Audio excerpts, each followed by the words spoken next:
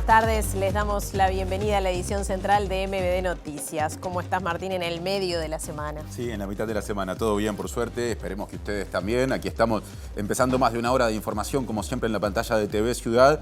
Y otra vez, para resumir de arranque, una sesión parlamentaria caldeada, podríamos decir. Sí, totalmente. Volvemos al ámbito parlamentario. Les contamos que la Asamblea General mantuvo el veto parcial del presidente de la República al proyecto de ley que garantizaba el cobro total de las deudas laborales del personal de la ex Casa de Galicia. El Frente Amplio, Cabildo Abierto, el Partido Ecologista Radical Intransigente y una minoría de legisladores del Partido Nacional votaron negativamente, pero no alcanzaron los 3/5 de los presentes de cada una de las cámaras que se necesitaban para levantar este veto.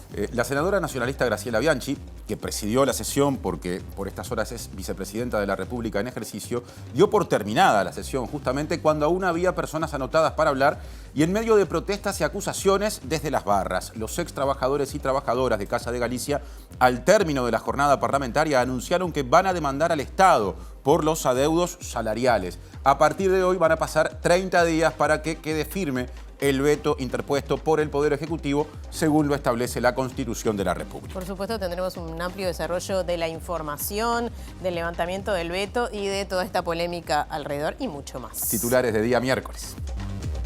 El canciller de la República, Omar Paganini, participó en la cumbre del Mercosur en Brasil, donde abogó por modernizar y cuidar el bloque. Si bien está trancado el acuerdo con la Unión Europea, firmarán un TLC con Singapur.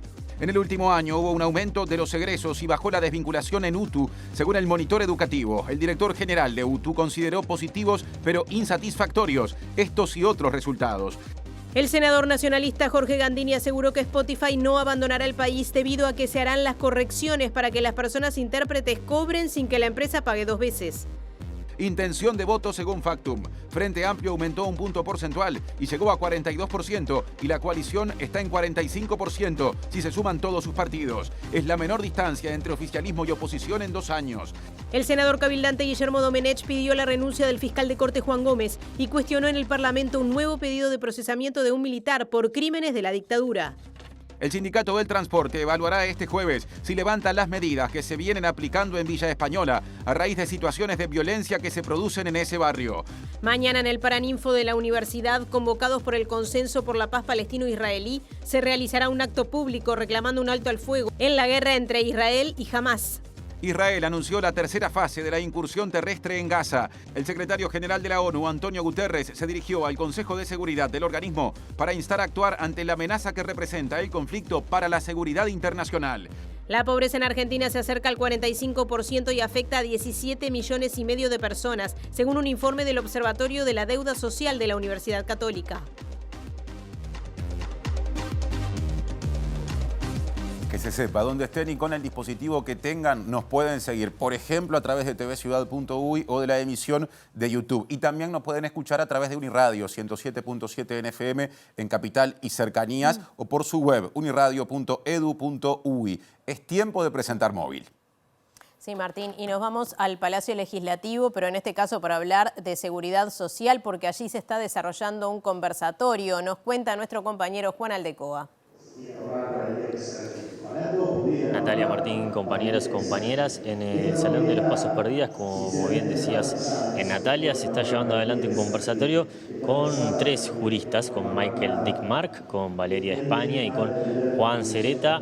Esto es hablando de la seguridad social, pero hace instantes nada más, hace un ratito, el presidente del PIT-CNT, Marcelo Abdala, acaba de comunicar que se recolectaron hasta ahora 65.933 papeletas firmadas en esta recolección de firmas para un posible plebiscito de la reforma previsional. En un ratito ampliamos más sobre este tema y también sobre el conversatorio que está detrás mío aquí en el Salón de los Pasos Perdidos. ¿Usamos bien los antibióticos? ¿Y qué pasa si no los usamos bien? Adelanta el tema de su informe de hoy Julieta Núñez Tomás. ¿Cómo te va, Juli? Muy bien, Martín. De hecho, si no usamos bien los antibióticos, cosas bastante malas pueden suceder y no los estamos usando tan bien en este momento, ni en Uruguay ni en el mundo. Por eso vamos a hablar en el informe de hoy de la resistencia antimicrobiana y por qué es uno de los 10 problemas de salud pública más graves del mundo. Vamos a estar desarrollando esto en el informe de hoy con datos y la opinión experta de una consultora de la Organización Panamericana de la Salud.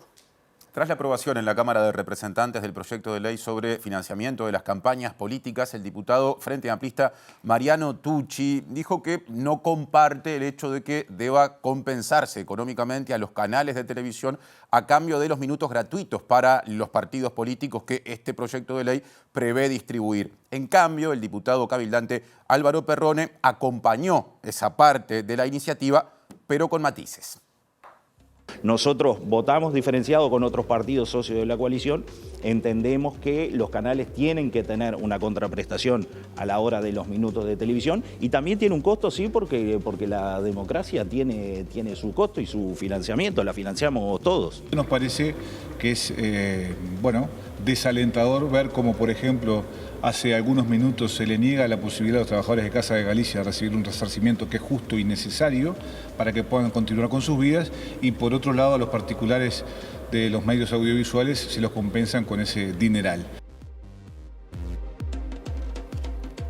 Comenzamos el desarrollo de la información con nuestro tema de portada. Les contábamos que la Asamblea General mantuvo el veto parcial al proyecto de ley que establece el cobro de las deudas de las y los ex trabajadores de Casa de Galicia. Claro, porque faltaron pocos votos, pero no se alcanzaron los 3/5 de presentes de cada una de las cámaras. Así se vota en la Asamblea General. Desde el Frente Amplio se dijo que fue abusivo lo hecho por el presidente de la República al aplicar ese veto parcial y también que se terminó generando inequidad entre trabajadores y trabajadoras. En una situación absolutamente arbitraria, discrecional y abusiva, el Poder Ejecutivo va a generar una nueva desigualdad e inequidad entre los trabajadores del sector privado, con además un muy mal antecedente para el conjunto de los trabajadores en una interpretación sin fundamento legal de la ley aprobada en el año 2018 de insolvencia patronal. Así que esa es la triste situación en la que estamos hoy, que afecta a más de 2.000 trabajadores que tenían décadas de trabajo en Casa de Galicia. Una amplísima mayoría del Parlamento estuvo en contra del veto, 73 votos en contra del veto contra 53 votos a favor del veto. La decisión se debió más a cálculos políticos que al fondo del asunto. En el fondo del asunto, el Parlamento, la enorme mayoría del Parlamento y de la sociedad uruguaya, sindicato médico, la FUS, los trabajadores de Casa Galicia, los anestésicos quirúrgicos, todos sabemos que fueron echados, tienen derecho al despido y si hay un fondo para cubrir la insolvencia, tendría que cubrir la insolvencia. No es que es una exoneración que no se reintegra, es una exoneración que se reintegra. Entonces solo podemos entender la decisión desde el capricho. Un capricho de querer demostrar poder por parte del presidente de la República, demostrar fuerza. Habló el senador nacionalista Sergio Botana, que fue parte de la minoría de su partido que acompañó el levantamiento del veto y dijo que el hecho de que ese veto ahora quede firme va a perjudicar al Estado porque habrá muchas demandas de las y los trabajadores. Y sostuvo que un gobierno responsable no debería asumir ese riesgo financiero. Creo que esto no va a terminar bien para los trabajadores de Casa de Galicia, que obviamente no termina bien, ya no terminó bien ni para los médicos ni para los socios. Lamentablemente no va a terminar bien para el propio Estado porque se asume un riesgo por litigios de una dimensión de verdad importante. Un riesgo contingente que no se debería asumir en un gobierno con responsabilidad. La ley obligaba al Estado a pagar un total de 20 millones de dólares. O sea, obligaba al Estado a agregar 5 o 6 millones a lo que hay. Se asume un riesgo acá por 34 millones más de lo que el gobierno quiere poner, cuando ya hay además sentencias que condenan en favor de los trabajadores. Y desde el oficialismo, la senadora nacionalista Graciela Bianchi defendió que se mantenga este veto parcial. Dijo que el Estado no puede bancar a empresas privadas que quiebren.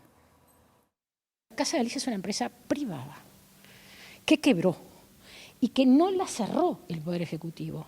El Poder Ejecutivo nombró, el Ministerio de Salud Pública en realidad, nombró 2 interventores. Mientras estaba siendo intervenida por razones de salud, tanto de los que estaban internados como los que podían necesitar el servicio, un juez de la República, el de Concordato, el 23 de diciembre, que ustedes saben que es el día inmediatamente anterior de la feria, así cuando ya los juzgados no pueden funcionar más, cerró Casa de Galicia. En consecuencia, los créditos postconcursales que nunca le corresponden al Estado, y la prueba está que el Frente Amplio presentó un proyecto ahora. Si presentaron un proyecto es porque reconocen que no están incluidos. No se les despidió y el Estado no puede salir a bancar, y lo digo en el sentido más amplio de la palabra, a las empresas privadas que quiebran. Y las y los extrabajadores de Casa de Galicia anunciaron que efectivamente van a presentar demandas contra el Estado. Al final de la sesión lamentaron esta decisión y protestaron desde las barras. Lo que pasó hoy en el Parlamento es que se excluyó a un grupo de trabajadores de una ley vigente creada específicamente para este tipo de situaciones cuando hay insolvencia de instituciones privadas. Por ahora la sensación es de tristeza, deberemos juntarnos los distintos colectivos a ver qué estrategia diagramamos. Quedan abiertas ahora todos los reclamos judiciales pertinentes. Hay una gran decepción por parte de los trabajadores de la institución que cerró y bueno, es momento de nosotros ponernos a pensar nuevamente, tácticamente, estratégicamente, cuáles son los movimientos que hay que realizar. El asesoramiento de nuestro sindicato va a estar presente, como ha estado para todos los trabajadores médicos de la institución.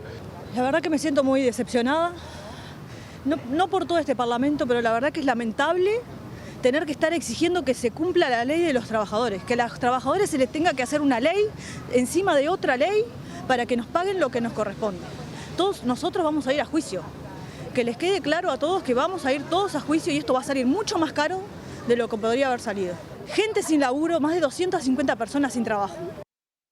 Bueno, y una de las cuestiones que generó polémica en esta sesión fue a partir de la decisión de la senadora nacionalista Graciela Bianchi, que está siendo la presidenta de la Asamblea General, porque es la vicepresidenta de la República en ejercicio en este momento, dio por terminada la sesión cuando aún había personas anotadas para hablar y en medio de estas protestas y acusaciones en las barras. Y el diputado Frente Amplista Carlos Varela, que fue uno de los integrantes de la bancada del Frente Amplio que se aproximó al lugar en el que Bianchi había dispuesto el levantamiento de la sesión, el final de la sesión, dijo que la vicepresidenta en ejercicio no condujo bien la sesión de hoy. Extrabajadores y trabajadoras reclamaron a la Asamblea General y al Gobierno por su posición ante el veto que definía el destino del cobro de sus saberes y la vicepresidenta en ejercicio decidió desalojar las barras. Lamentablemente la conducción que hizo la presidenta de la Asamblea General fue confusa, no permitió la explicación que se solicitó, la explicación sobre los artículos 138 y 139 de la Constitución, levantó la sesión antes de tiempo, lo queremos señalar, había senadores y diputados anotados para pedir la aclaración necesaria y desde nuestro punto de vista, tanto el artículo 138 como el artículo 139 es de absoluta claridad y hoy la Asamblea General no confirmó el veto, tampoco lo levantó. Y hay ahora un plazo de 30 días para que tomemos una decisión de convocar una nueva Asamblea General si es que lo consideramos necesario. Pero esto es importante señalarlo. El veto no se confirmó porque no se alcanzaron los 3/5 de tanto la bancada, tanto de la Cámara de Senadores como de la Cámara de Diputados para dejarlo firme. La Constitución es muy clara. Y buscamos antecedentes, además, por las dudas de otras situaciones similares o iguales con otros temas. Cuando una de las cámaras llega, en el caso del Senado, que es la primera que se toman los votos, llega a los 3/5 de presentes, porque no se olviden que es de presentes, en este caso a los votos suficientes para el mantenimiento del veto, que fue lo que se llegó en la Cámara de Senadores, por eso primero el secretario dijo la cantidad de votos, yo me sorprendí porque pensé que íbamos a perder, que no íbamos a poder levantar el veto para que nos sentáramos todos, pero seguí porque yo no me dejo llevar por la locura.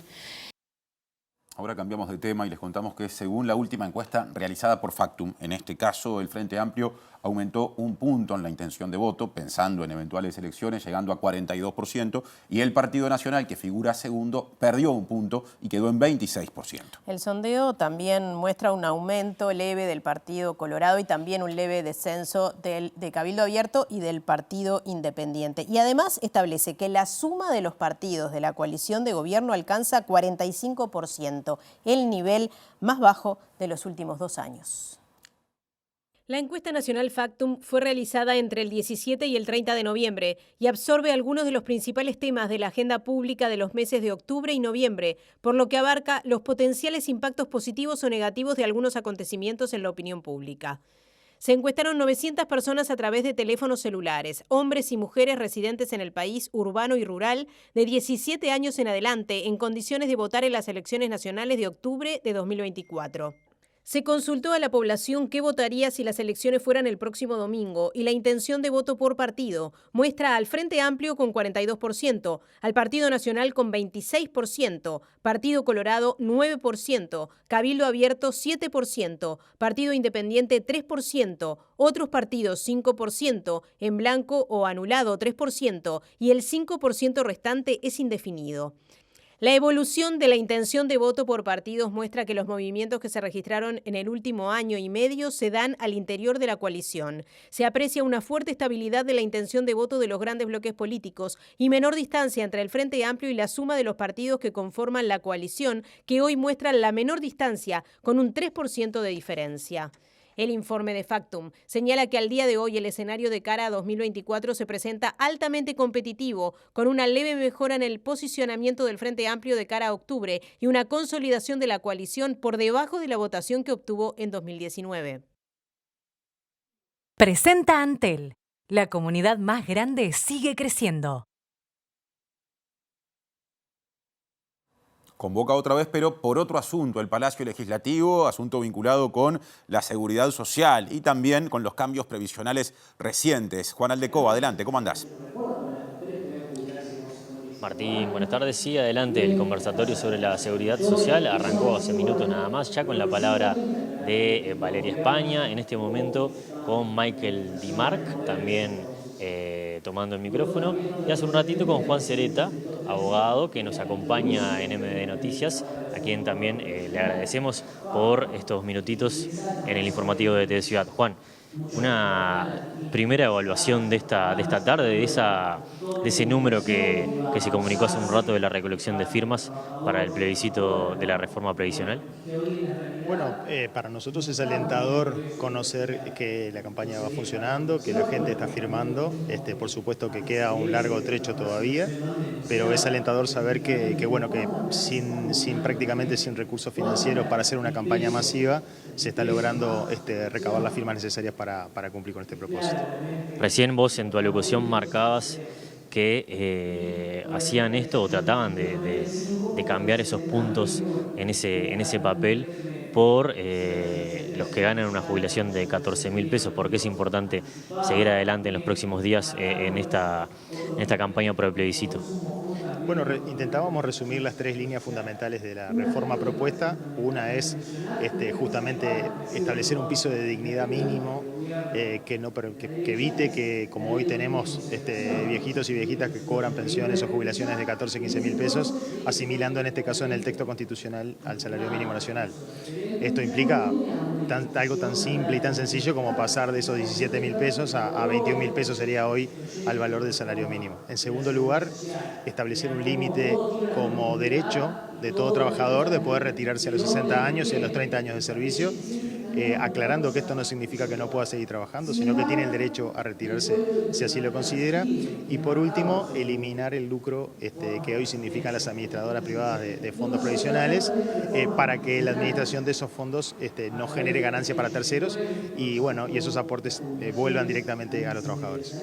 Y sobre el intercambio de ideas que están haciendo con otros colegas, con Michael en este momento que está hablando, con Valeria España hace un ratito, ¿cómo evalúas que la discusión esté en el ámbito público también? Bueno, estamos en una etapa preliminar, todavía no se ha dado mucho espacio para el debate público, pero nosotros estamos siempre dispuestos a debatir, son ideas que merecen debatirse y la seguridad social es un tema que está pendiente de resolver, por lo tanto merece una discusión horizontal. Muchas gracias, Juan, por este ratito en MD Noticias. Sigue adelante aquí en el Salón de los Pasos Perdidos este conversatorio sobre seguridad social. Volvemos por allí, compañeros, en estudios. Presentó Antel. La comunidad más grande sigue creciendo. Y ahora les contamos que integrantes de la bancada del sector nacionalista Espacio País firmaron la propuesta del senador blanco Carlos Cami de habilitar los allanamientos nocturnos a través de una reforma constitucional. El proyecto, si se toma ese camino, precisa el respaldo de 52 integrantes del Parlamento para llegar a la Corte Electoral, que en ese caso debería convocar a un plebiscito. Es muy importante este anuncio que hoy hace un espacio tan importante de nuestro partido, como también lo han anunciado Cabildo Abierto y el Partido Colorado a través de calificados dirigentes que van a acompañar la iniciativa. La iniciativa ante la Asamblea General, que requiere de al menos 2/5 de expresión de la Asamblea General en favor de esto, que ni siquiera requiere que se reúna la Asamblea General, sino que se registren mínimo 52 firmas de senadores y diputados que avalen el proyecto, y eso automáticamente hace que la Asamblea General, a través de su presidencia, lo envíe a la Corte Electoral y quede automáticamente convocada la instancia plebiscitaria, la instancia de consulta popular en la próxima elección nacional. El planteo que hacemos desde Espacio País, sumándonos a la enmienda constitucional, es el de modificar una ley, vuelvo a reiterar, del siglo XIX para enfrentar el delito en el siglo XXI,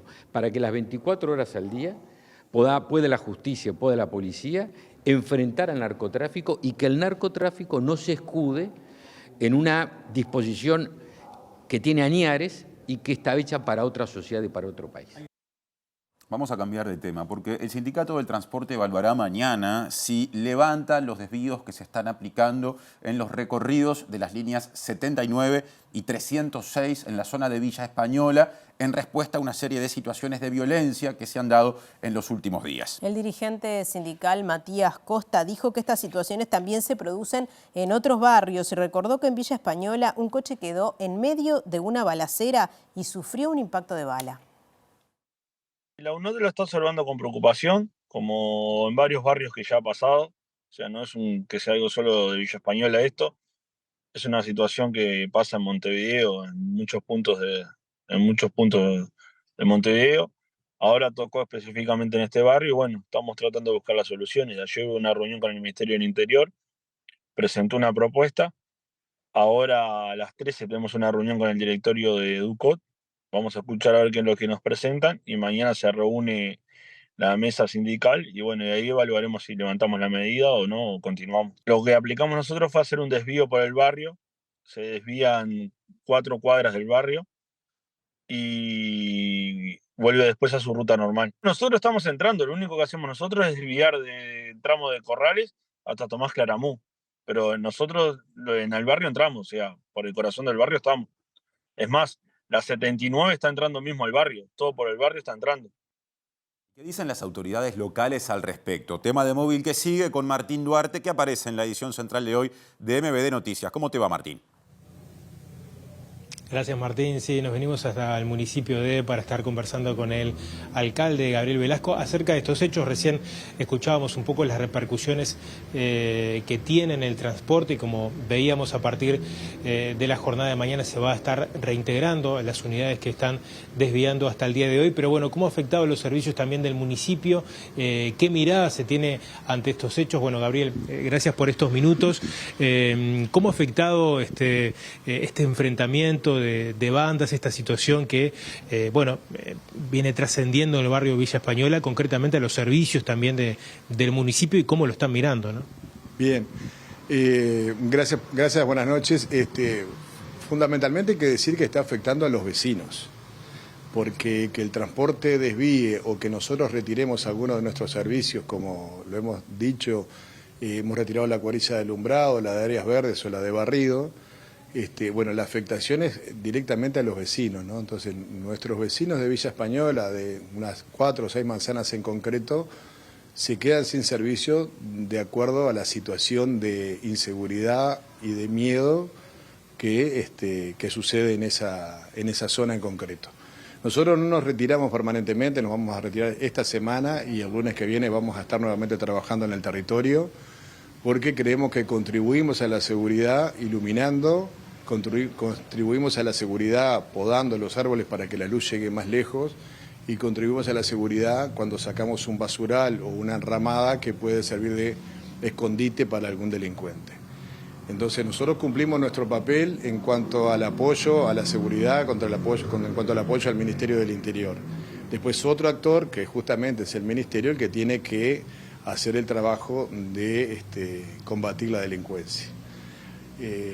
Los vecinos de Villa Española en esta situación, que no es nueva, que se repite desde hace un buen tiempo, se ven afectados no solamente en los servicios básicos como el que estamos hablando, sino en todo lo que es cultura, deporte, recreación en el territorio, que también se ve mermado ante una situación de esto. Hace un mes atrás y poquito hubo que suspender la carrera de Villa Española, una carrera de atletismo que se hace anualmente, donde participa la Asociación de Atletas del Uruguay, corren corredores de todo el país.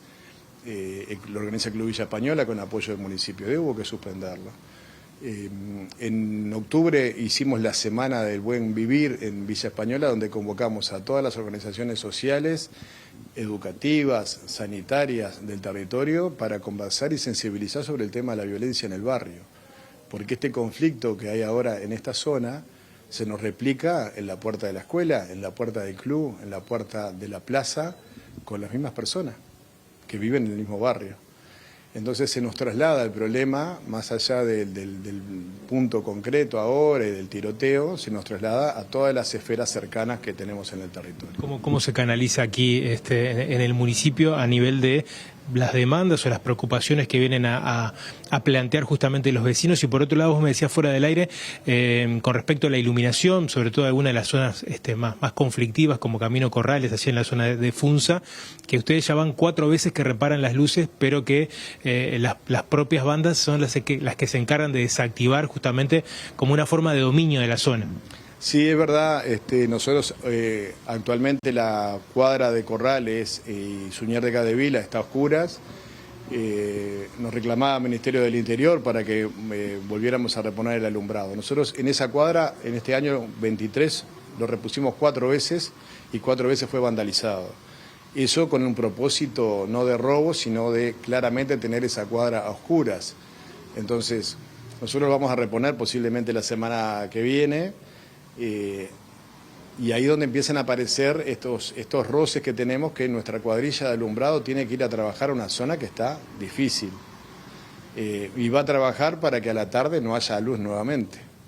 Entonces nos encontramos con algunos dilemas que los podemos solucionar. La cuadrilla puede ir acompañada por una seguridad que la proteja, pero tiene que volver a la semana y a la semana y a la semana, porque si la intención es que esté oscura porque en la cuadra se delinque, y bien, no tiene fin. Nos pasa en otras calles de nuestro municipio, nos pasó en el barrio Marconi, pero también nos pasa en Lucas Moreno, en Leopoldo Alas, en lugares donde la seguridad es crítica y la luz viene a molestar a esa situación. Después, por otra parte, nosotros tenemos iluminado todo el municipio con tecnología LED, está precioso de noche, salvo algunas cuadras donde tenemos estos conflictos. Bueno, Gabriel, muchas gracias por estos minutos a cuenta de más y esperemos que la próxima sea también en combinación con las cosas interesantes y lindas que también vive el municipio. Muchas gracias. Era el contacto en este caso aquí del municipio con el alcalde para estar hablando de lo que viene afectando a los vecinos de Villa Española. Gracias, Martín y equipo. Volvemos a asuntos que se han tratado en el Parlamento en las últimas horas, porque el senador cabildante Guillermo Domenech pidió la renuncia del fiscal de Corte, Juan Gómez, por considerar que su permanencia en el cargo le hace mal a la justicia. Aseguró que la Fiscalía está a la deriva, que incluye la persecución a militares y criticó el pedido de procesamiento del coronel Arquímedes Cabrera. La Fiscalía General de la Nación en una deriva que nosotros encontramos muy peligrosa, porque a nuestro juicio se está juzgando inconstitucionalmente a un grupo profesional con ánimo de venganza, como lo ha reconocido la exministra Susana Berruti en una conocida obra y como lo ha dicho incluso el señor José Mujica. Está transitando por el camino de la persecución a un grupo militar. Presumimos que por presumir, a su vez, una posición política. Y lo cierto es que no solo se daña a una institución que fue fundada por el general Artigas, sino que lo que fundamentalmente se está dañando es el prestigio de la justicia. Yo creo que el sistema político ha permanecido de alguna forma impasible frente a las irregularidades que se están cometiendo en ese servicio descentralizado. Y yo creo que desde esta banca y con toda humildad le pido al doctor Gómez que renuncie por él, que renuncie por la justicia, que renuncie por la Fiscalía General de la Nación y por el prestigio que merece la democracia. Bueno, y es hora de recibir a nuestra compañera Julieta Núñez Tomás con un tema de salud bastante importante, el uso adecuado de antibióticos. Sí, Martín. le hice una pregunta de arranque cuando dio el título del informe de hoy. Empieza a desarrollar ahora. Así es, compañeros. Vamos a estar hablando del uso de antibióticos, pero en realidad esa es como la excusa para hablar de la resistencia antimicrobiana, que es un problema de salud que está presente en nuestro país, está presente en todo el mundo y está despertando muchísima preocupación por parte de las autoridades sanitarias de todo nuestro país y también, como decíamos, de la región, porque justamente estamos en un momento en el que el tratamiento de determinadas enfermedades y determinadas infecciones está en peligro por el mal uso justamente de los antimicrobianos y cómo se va generando resistencia justamente a este tipo de fármacos que son tan importantes y han sido tan importantes para nuestra vida y para la medicina moderna. Esta resistencia antimicrobiana, resistencia a los antimicrobianos, pone en peligro la eficacia de la prevención y el tratamiento de una serie cada vez mayor de enfermedades y de infecciones y requiere para abordarse medidas de todos los sectores de la sociedad, políticos y también de la población, digamos, ni que hablar de los equipos médicos, porque es necesario que cooperemos en conjuntos para intentar mitigar los efectos de la resistencia antimicrobiana.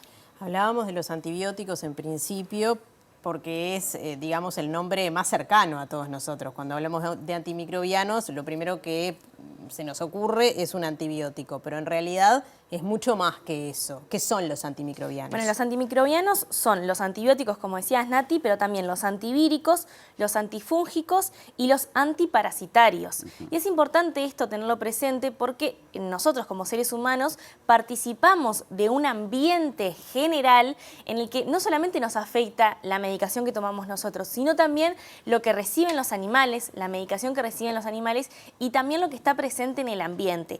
Todo eso genera las condiciones para una mayor resistencia antimicrobiana. Por eso es que tenemos que prestar atención y no solamente actuar en lo que tiene que ver con la medicación vinculada a los seres humanos, sino también a los animales y al ambiente. Y la resistencia a los antimicrobianos, como decía, tiene gravísimas consecuencias.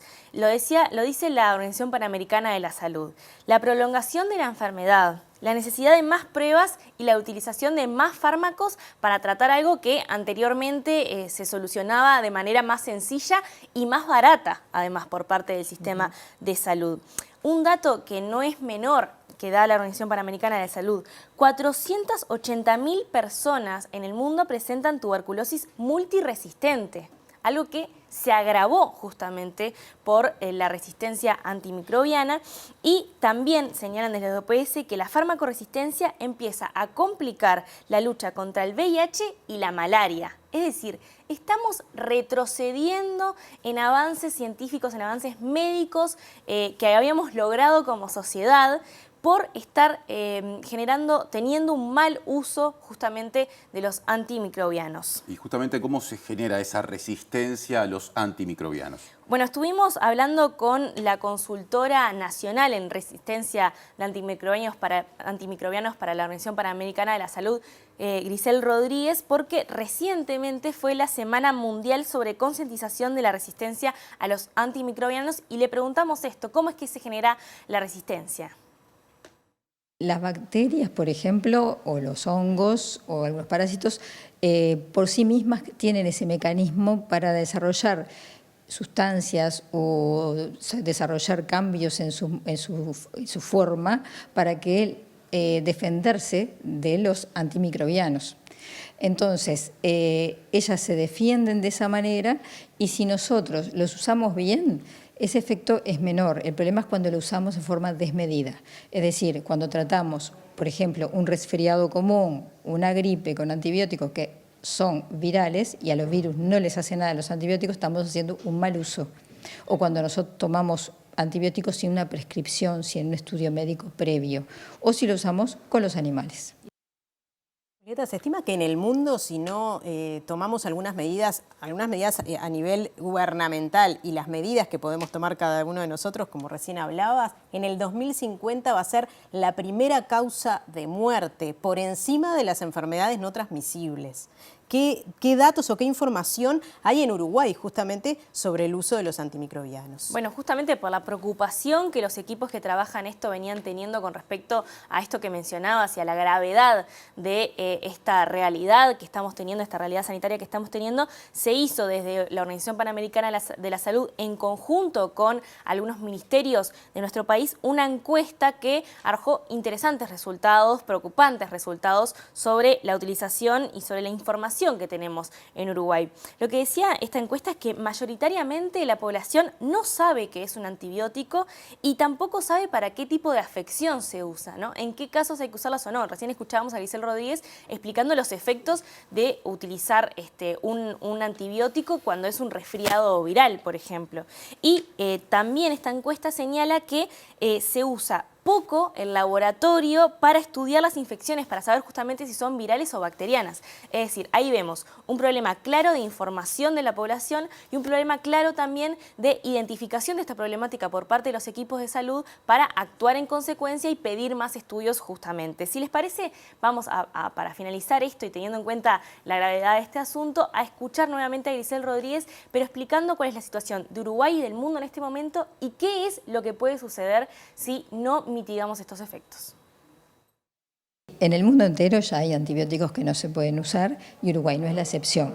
Si bien Uruguay tiene un buen sistema de salud y tiene buenas prácticas, está pasando, porque mismo los viajes hacen, o que el llamado turismo médico, es decir, que las personas se atiendan fuera del país, puede hacer que contraigan infecciones al tomar contacto con otro sistema de salud.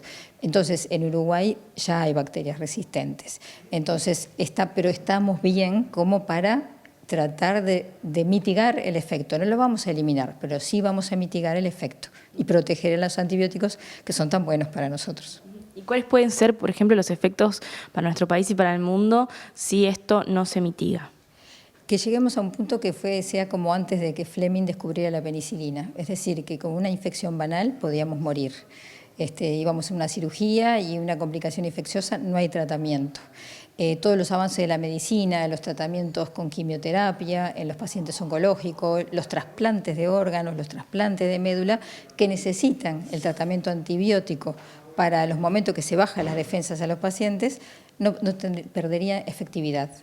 Y les contamos que en el último año hubo un aumento de los egresos y bajó la desvinculación en UTU, según el Monitor Educativo de Enseñanza Media Técnico Profesional 2022-2023. Y habló el director general de UTU, Juan Pereira, que dijo que los resultados son en general positivos, pero insatisfactorios. Estos mencionados recién por Natalia y otros resultados incluidos en el monitor. Contento porque hemos mejorado en prácticamente todos los índices. No estamos satisfechos porque no estamos partiendo de valores que a todos nos gusten. Entonces, como partimos a veces de valores que no son los mejores, ahí es que no estamos satisfechos. La población más carenciada es lo que tiene los peores resultados. Y bueno, cuando vemos que más del 50% de los alumnos nuestros de ciclo básico son de las poblaciones más carenciadas y se han obtenido estos resultados, creo que ha sido algo muy positivo. Desde 2020 hay un descenso en la matrícula de educación media básica. Según el estudio, el fenómeno es atribuido a factores demográficos. La desvinculación interanual bajó de 19,1% en 2021 a 11% en 2022 y creció en 8 puntos el porcentaje de egresados en 2022. En 2022 la aprobación fue de 77,5%, medio punto más que en 2021. Otra agenda. El secretariado ejecutivo del PIT-CNT rechazó lo que definió como escalada militar de Israel sobre el pueblo palestino, textuales palabras, y dijo que a esta altura lo que se ha configurado es un genocidio. En un comunicado, la central sindical aseguró que la estrategia de Israel generó miles de muertes civiles, en su mayoría de niñas y niños, y reclamó un alto al fuego hacia una salida pacífica. Textualmente señaló la responsabilidad y complicidad del imperialismo norteamericano en estas agresiones del gobierno de Israel, gobernado por la extrema derecha, que es el principal aliado de los Estados Unidos en la región. La central expresó que el camino de la paz solamente será posible aplicando la resolución 242 de la ONU del año 1967, que establece la coexistencia pacífica de dos estados con Jerusalén como capital compartida. Además, el PIT-CNT señaló que la ONU debe liderar y comprometerse en lograr un alto al fuego inmediato en esa región. Y el colectivo Consenso por la Paz palestino-israelí convocó a un acto para mañana a las 19 horas en el Paraninfo de la Universidad de la República. Van a participar personas vinculadas a la cultura, la ciencia, la academia en un sentido amplio, junto a representantes de todas las religiones, quienes pedirán otra vez un alto al fuego en el conflicto entre Israel y el grupo terrorista Hamás. Nosotros venimos hace unos 8 años, 9 años trabajando en conjunto, árabes palestinos y judíos y personas de diversas extracciones religiosas y ateos como Gerardo Caetano, Marisa Ruiz, etcétera, que venimos trabajando en son de exportar paz, ¿no? Nuestro país se caracteriza por ser un país conciliador. El acto comienza con la palabra del rector de la universidad, Rodrigo Arim, y en el final, como acto simbólico, plantarán un olivo de la paz en el patio de la universidad. Ha sido muy trabajoso, pero te diría que va a ser la primera experiencia en esta guerra en América Latina en que judíos y palestinos vamos a leer una nota escrita en conjunto y consensuada por las dos partes, ¿no? Creemos que es muy difícil que alguien pueda ganarle al otro, digamos, en términos de victorias absolutas, porque no existen victorias absolutas, ¿no? Con lo cual seguimos reivindicando dos estados para dos pueblos, es un tender puentes, es un tratar de que llegue la comunicación, de que es posible el entendimiento, porque básicamente nos unen tres cosas, ¿no? Nos une el dolor por todo lo que está pasando, que eso es algo que creo que a todos los uruguayos y en el mundo nos duele a todos. Nos duele el dolor, nos duele el amor, ¿no? A causas que creemos que son justas, y nos une la esperanza sobre todo, ¿no? Y esta mañana les contamos, cambiando de tema, aunque seguimos mirando hacia afuera, ¿no? Desde Uruguay, comenzó en Río de Janeiro la cumbre del Mercosur, con la reunión entre titulares de los ministerios de Economía de cada país y de las cancillerías de cada país, y participó por Uruguay el ministro de Relaciones Exteriores, Omar Paganini. Y mañana será la cumbre presidencial con la presencia del presidente Luis Lacalle Pou, y está previsto que se anuncie la firma de un tratado de libre comercio con Singapur. Antes de dejar Alemania, el presidente de Brasil, Lula da Silva, aseguró junto con el primer ministro germano Olaf Scholz que el TLC Mercosur-Unión Europea no se firmará como estaba previsto, pero que seguirán impulsando las negociaciones. El trancazo surgió otra vez desde Francia, cuyo presidente Emmanuel Macron dijo el fin de semana en Dubái que no lo apoyaba porque sería una aberración no alinear la lucha climática con los acuerdos comerciales. Por su parte, el mandatario argentino argentino Alberto Fernández, que en julio entregó la presidencia del bloque a Lula con el pedido de cerrar el acuerdo, anunció que no pensaba suscribirlo porque el domingo 10 dejará el cargo en medio de una polémica transición con Javier Milei. Los requisitos ambientales que exige Europa y las medidas proteccionistas denunciadas por los países suramericanos son los nudos visibles que impiden cerrar el acuerdo. Por el contrario, sí será suscrito un TLC con Singapur y se dará el ingreso a Bolivia como miembro pleno. En este marco, el presidente Luis Lacalle Pou insistirá con flexibilizar el bloque para poder firmar tratados bilaterales con terceros países y propondrá una cumbre entre China y el Mercosur.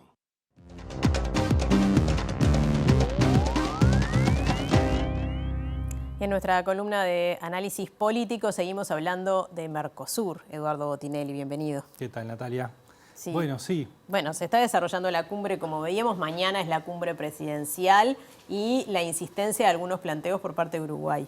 Sí, digamos que no hay que esperar demasiadas sorpresas, ¿no? Es decir, ya el canciller Paganini adelantó las posturas que viene teniendo Uruguay con respecto al Mercosur mismo, es decir, bueno, de la búsqueda de tener, digamos, una posición de mayor flexibilidad, de mayor apertura del Mercosur, al mismo tiempo de mostrar disconformidad con cómo se estaba funcionando, ¿no? Es decir, esto ha sido una constante que tiene dos vetas, digamos, ¿no? Es decir, una hacia la política interna, es decir, bueno, hacia el posicionamiento del gobierno frente a su propio electorado, y otro desde el punto de vista externo, más ideológico quizás también, donde se visualiza y se ratifica esa visión más de libertad de comercio y de apertura comercial hacia el mundo, tratando de desatar algunos nudos, digamos, que tiene el Mercosur.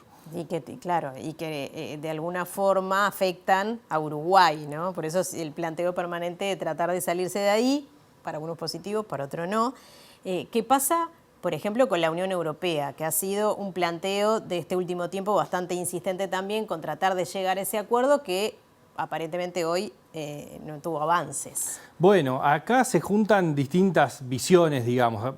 No es de ahora, tiene más de 20 años esta negociación.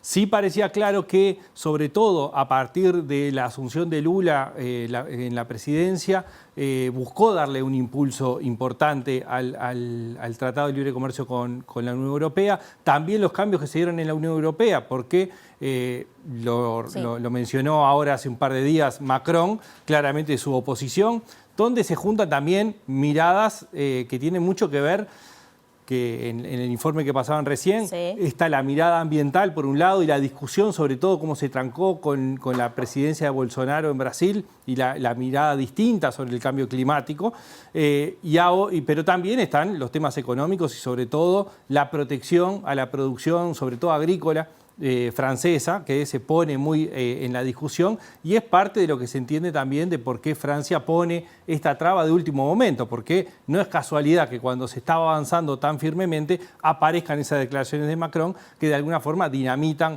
las posibilidades. La otra duda que aparecía era qué pasaba con Milei sobre el cambio en Argentina de la presidencia, cuánto podía afectar.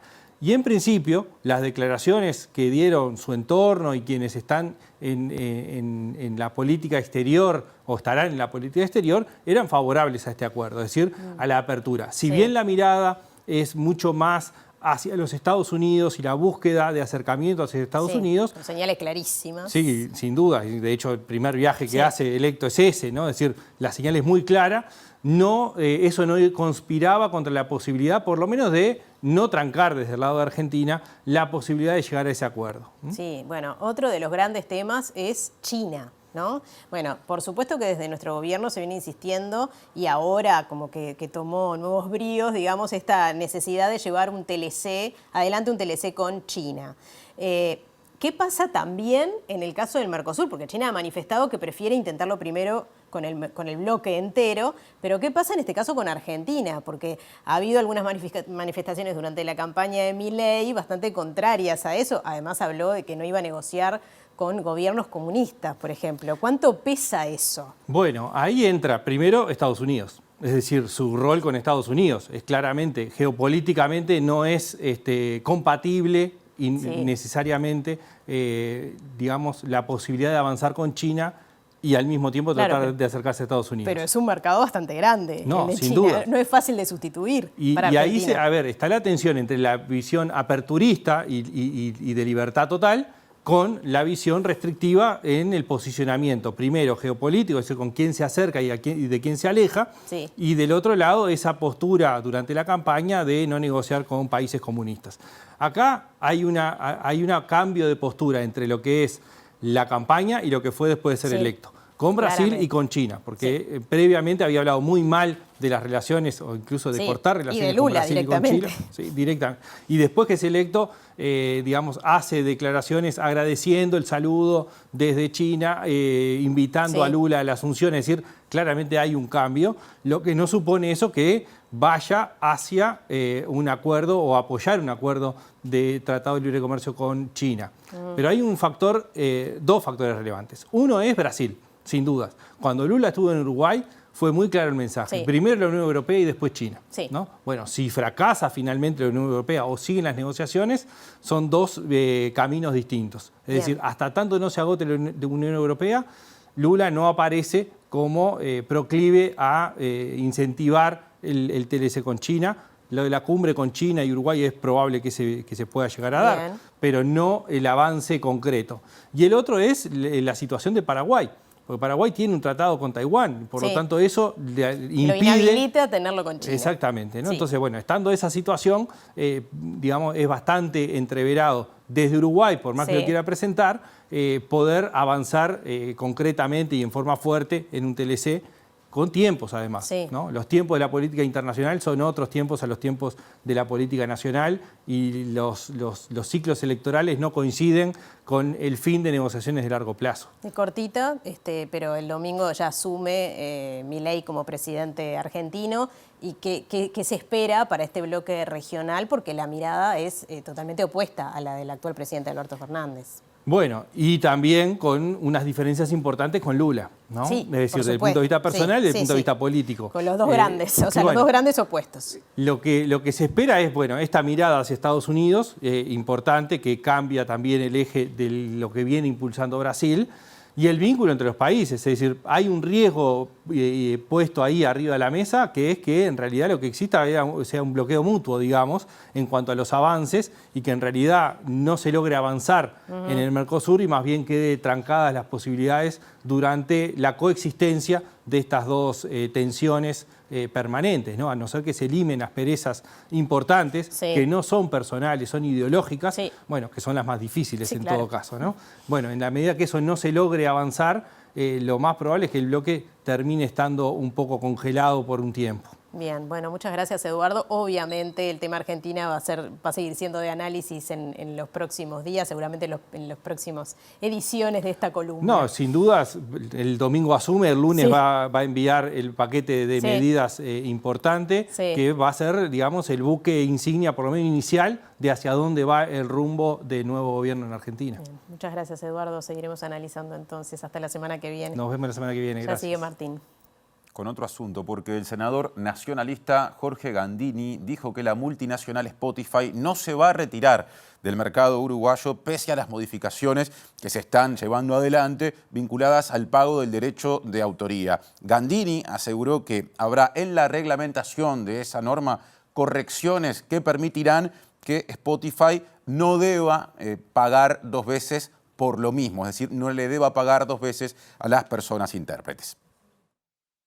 El proyecto remite a la reglamentación la forma de cobro y establece dos cosas, que las plataformas se mantienen como están pagando y que los artistas, dice, artistas, intérpretes y ejecutantes tienen derecho a un cobro equitativo y justo y único por la puesta a disposición del público, o sea, la difusión de sus temas.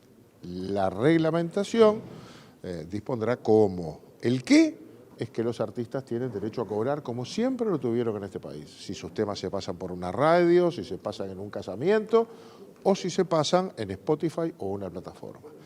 Hay que definir el cómo y el cómo lo remite a la reglamentación. Y en la reglamentación se está trabajando.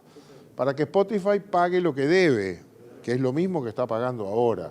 Pague una vez sola y lo pague a un solo lugar, que son las productoras fonográficas, los sellos, las disqueras. Pero también asegura que de ahí al músico tiene que haber un pago.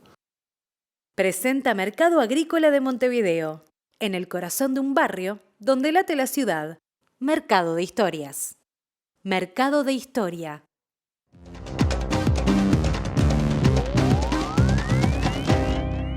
¿Qué tal? Buenas noches. La guerra sigue en toda su intensidad en Oriente Medio. Israel avanza hacia el sur, rodea la ciudad de Jan Yunis, una de las más importantes en el sur de la Franja de Gaza, un lugar donde según la ONU no hay ninguna seguridad para los civiles. Esto se enmarca no solamente en Gaza, sino que también en Cisjordania. Hoy murieron 4 palestinos en enfrentamientos con la policía y el gobierno israelí autorizó la construcción de 1.700 viviendas para colonos en Jerusalén Este, lo que seguramente será un acicate para el conflicto. El secretario general de la ONU, Antonio Guterres, invocó un artículo muy especial para convocar al Consejo de Seguridad y plantear que la situación entre Israel y Palestina es una amenaza para la seguridad internacional. Antonio Guterres reiteró su condena al asesinato de más de 1.200 personas, incluidos 33 niños, y las lesiones infligidas a miles más en los aborrecibles actos de terror cometidos por Hamás el 7 de octubre, recordando que unas 250 personas fueron secuestradas y de ellas más de 130 siguen en cautiverio, subrayando que deben ser liberadas inmediata e incondicionalmente. Por otro lado, advirtió que la población civil de toda Gaza corre grave peligro, denunciando que desde el inicio de la operación militar israelí contra el enclave palestino, más de 15.000 personas, el 40% de los cuales eran niños, han fallecido, mientras otros miles han resultado heridos.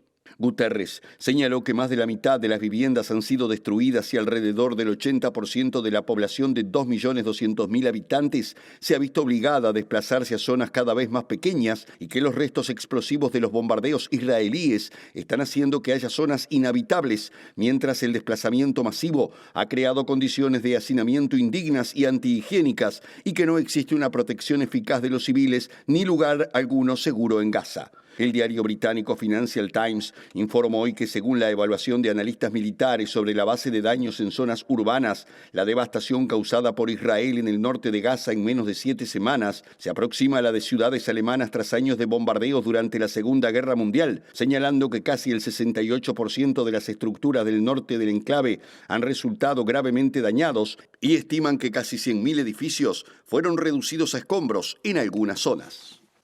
Un informe de la Universidad Católica Argentina consignó hoy que el 45% de la población es pobre. Estamos hablando de 17 millones y medio de personas y un 9,1% está en la total indigencia. Pero advierte además que la situación podría ser peor con la llegada de Javier Milei y sus medidas al gobierno, porque los planes sociales son parte de la forma en que se está paliando esta situación y que de ser cortados agravaría más la situación de pobreza en el vecino país.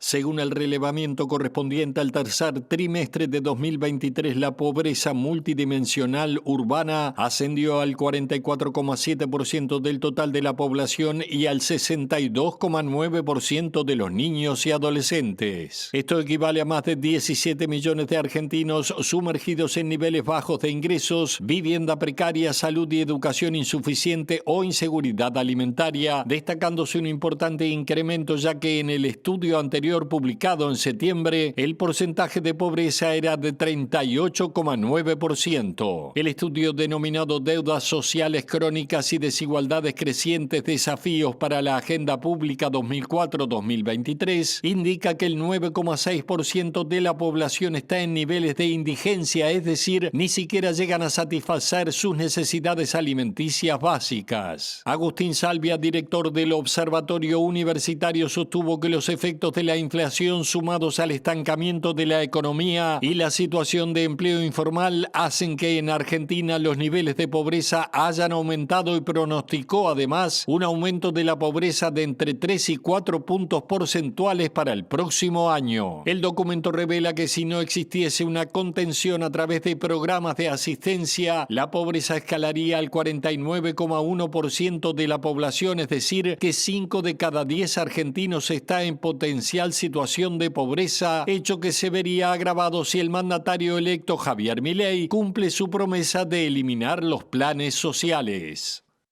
En Perú se espera de un momento a otro la liberación del expresidente Alberto Fujimori en medio de grandes polémicas. La Comisión Interamericana de Derechos Humanos le pidió al gobierno de Perú que interceda para que esto no se logre y también la Comisión de Derechos Humanos de la ONU ha advertido sobre esta decisión que iría contra los parámetros internacionales y dejaría a Perú como un estado paria por no respetar justamente este tipo de situaciones donde hay crímenes de lesa humanidad de por medio. Fujimori estaba condenado a 25 años de cárcel por la masacre de la Universidad de La Cantuta y también de los barrios altos de Lima a comienzos de la década del 90. El gobierno de la presidenta de Perú, Dina Boluarte, se mantiene en silencio tras la decisión del Tribunal Constitucional de ordenar la liberación del exmandatario Alberto Fujimori, a pesar de que la Corte Interamericana de Derechos Humanos ordenó este miércoles que no se ejecute la medida. El fallo del Tribunal Constitucional es solo el último giro de una trama judicial alrededor del expresidente y parte del polémico indulto otorgado en diciembre del 2017 por el entonces presidente Pedro Pablo Kuczynski, que sin embargo nunca se ejecutó y fue anulado por la Corte Suprema. Fujimori fue condenado por la desaparición y muerte de 10 estudiantes y un profesor de la Universidad de La Cantuta y la matanza de 15 personas en barrios altos en Lima en 1991.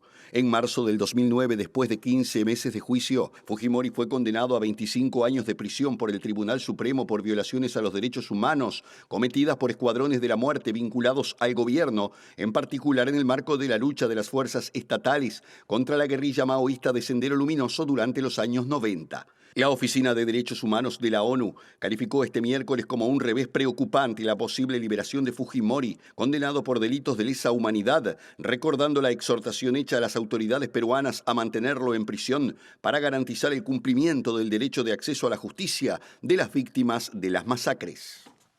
Presentó Mercado Agrícola de Montevideo, en el corazón de un barrio donde late la ciudad. Mercado de Historias. Mercado de Historia. Otra vez la agenda uruguaya, porque el proyecto de ley de financiamiento de las campañas electorales, de la actividad de los partidos en las campañas, fue aprobado a nivel de la Cámara de Representantes, queda pendiente el trámite en el Senado y en general, dicho en general, ampliamente, con apoyo tanto del oficialismo como de la oposición. El punto que no apoyó el Frente Amplio fue la contraprestación a los canales para compensarlos económicamente por la publicidad gratuita. Nosotros no podemos firmarle ni a este gobierno ni a los gobiernos que vendrán un cheque en blanco.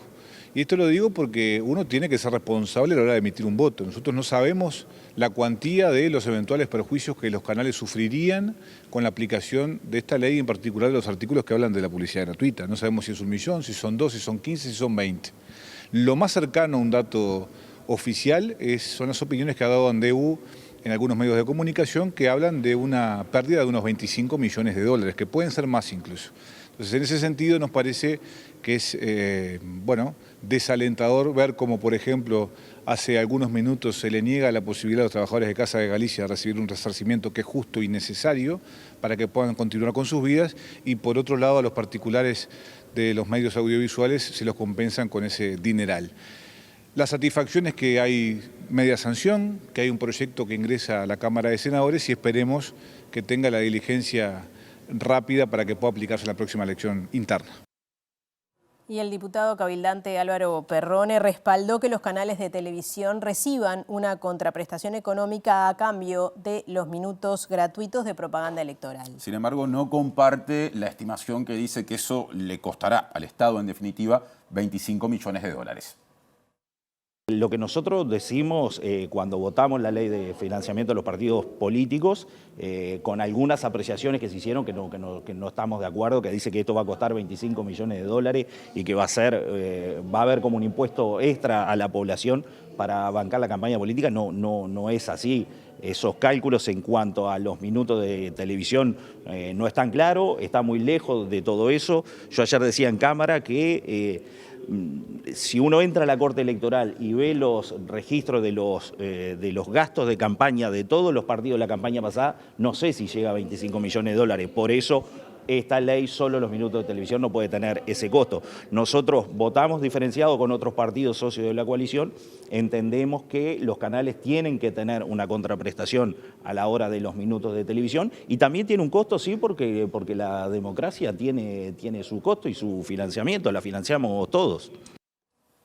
Cambiamos de tema, pero seguimos de alguna forma en el Parlamento porque la Junta de Transparencia y Ética Pública, la JUTEP, informó justamente al Parlamento que el senador nacionalista Juan Sartori fue declarado omiso en la presentación de declaraciones juradas y por ende se le debe retener la mitad de su salario. Ante situaciones de esta índole, la vertiente artiguista evalúa impulsar cambios normativos para que a futuro las omisiones sean sancionadas con la inhabilitación de presentar candidaturas a las elecciones.